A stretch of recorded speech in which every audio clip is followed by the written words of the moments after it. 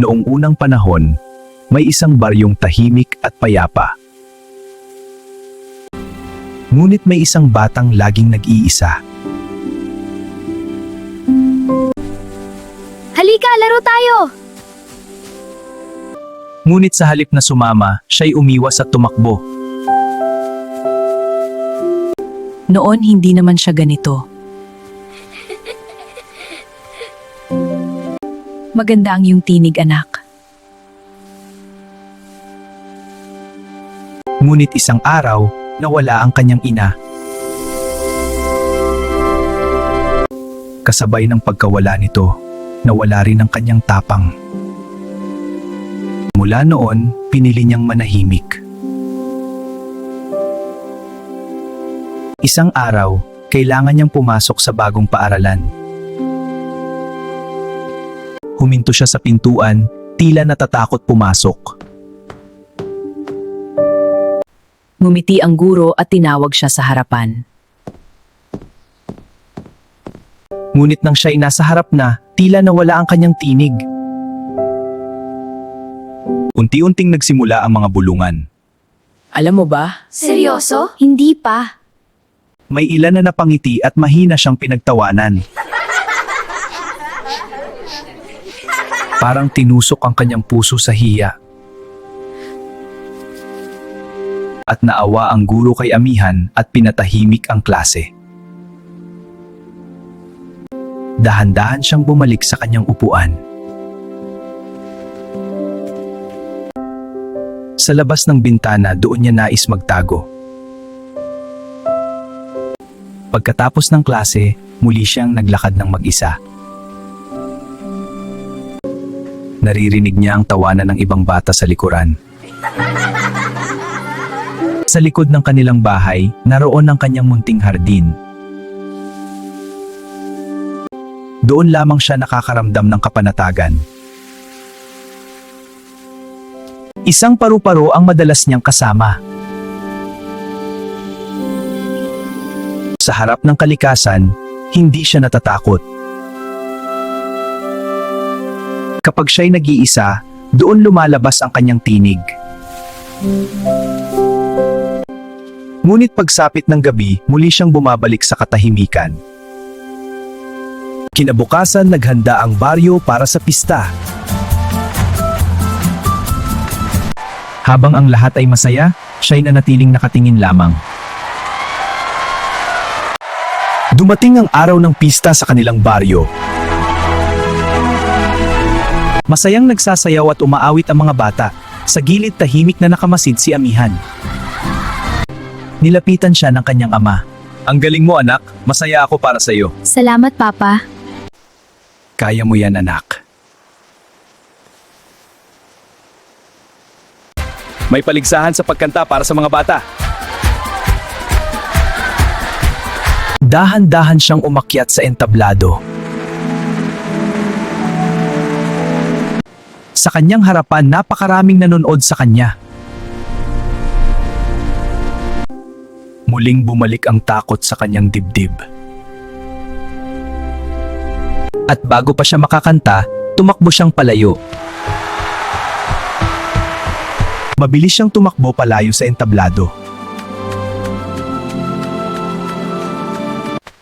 Hanggang sa makarating siya sa tahimik na bahagi ng baryo.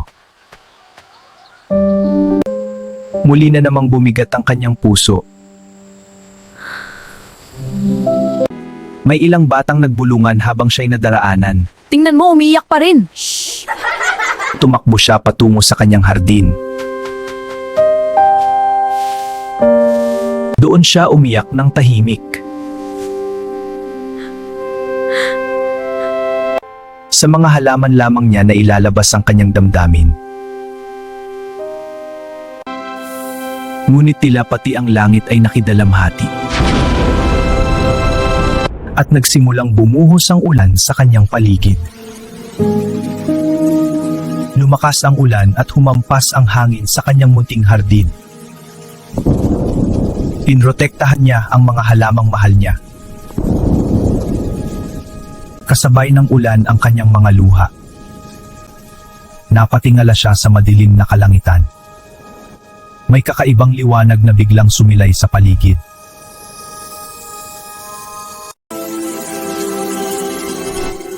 Ang kanyang hardin ay napuno ng mahiwagang kislap. Unti-unting nabalot ng liwanag ang kanyang katauhan. May himalang magsisimula sa gabing iyon. Parang niyayakap siya ng kalikasan. Unti-unting nagbago ang kanyang mga kamay.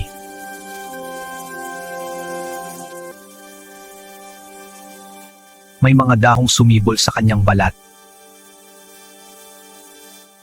Ang kanyang mga paay tila yumakap sa lupa.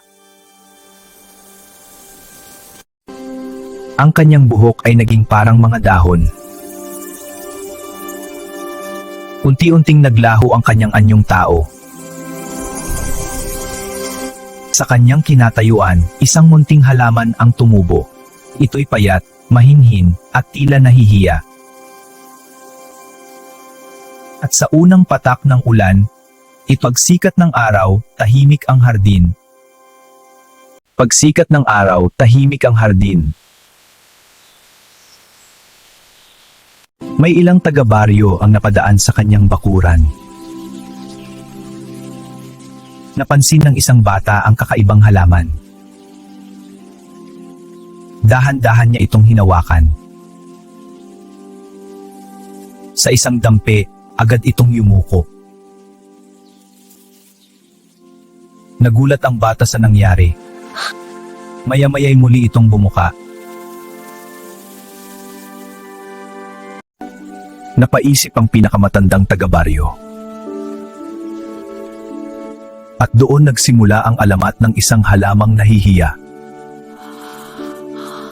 Ang munting halaman ay nanatiling payapa sa kanyang hardin. Napagtanto ng mga taga-baryo ang kahalagahan nito. Nalaman nilang maging maingat at magalang sa lahat ng Natutunan nilang ang halaman ay may damdamin rin. Pinapaalala ng matanda ang kahalagahan ng paggalang sa kalikasan. At sa bawat galaw nito, naramdaman nila ang kabutihang dala ng pag-iingat. Natutunan nilang huwag basta-basta hawakan ang halaman.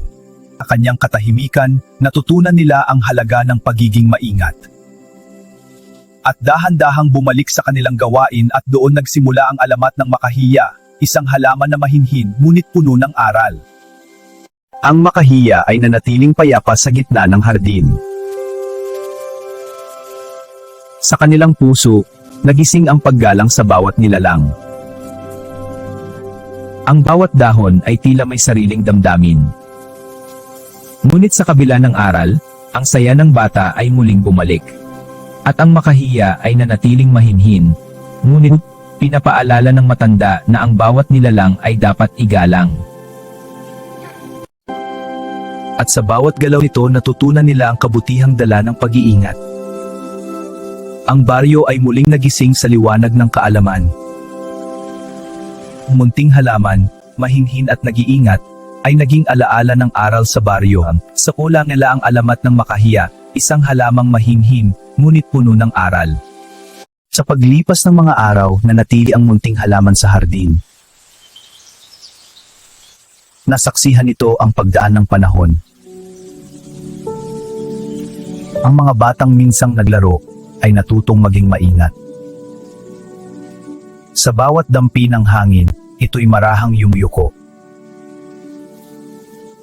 Ang baryo, ang aral ay patuloy na naipapasa sa susunod na henerasyon. Hanggang sa dapitapon, ito'y nananatiling tahimik. Sa bawat paglubog ng araw nananatili ang alaala. At sa gabi, tila ba naroon pa rin ang himala. Sa liwanag ng alitaptap, patuloy ang kanyang katahimikan. Payat, ngunit puno ng kahulugan. At muli na namang sumikat ang araw. Hindi na nila ito ginugulo. sapagkat natutunan na nila ang paggalang. Ang kalikasan ay mas gumanda sa kanilang pag-iingat. At ang baryo ay naging mas mapayapa. Sa bawat pagyuko nito may paalala na ang kababaang loob ay hindi kahinaan, kundi isang lakas na nagmumula sa puso. Ang alamat ng makahiyan.